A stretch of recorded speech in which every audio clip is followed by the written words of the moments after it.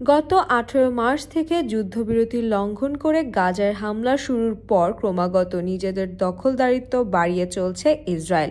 এখনও পর্যন্ত উপত্যকার 50% দখলে নিয়েছে ইসরায়েলি সামরিক বাহিনী।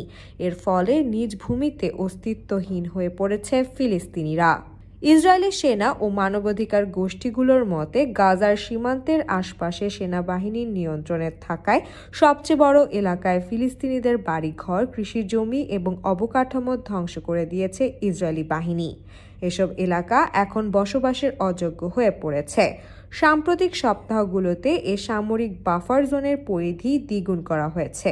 2023 সালের 7 অক্টোবর যুদ্ধ শুরুর পর থেকে সাময়িক যুদ্ধবিরতির মাধ্যমে বেশ কিছু জিম্মিকে মুক্তি দেয় হামাস। অবশিষ্ট জিম্মিদের মুক্তি দিতে হামাসকে চাপ দেওয়ার সাময়িক প্রয়োজনের অজুহাতে হামলা অব্যাহত রাখার পাশাপাশি গাজার ভূমিতে নিয়ন্ত্রণ নিয়ে কড়াকড়ি আরোপ করে ইসরায়েল।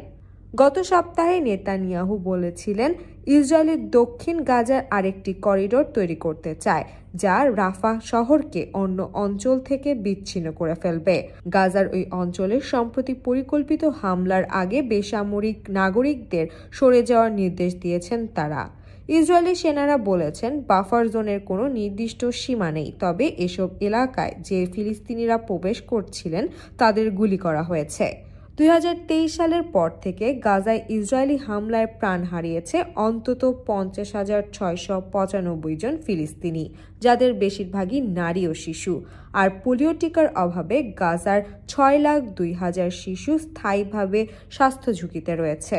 সাইমা শারমিন হক, ঢাকা ট্রিবিউন।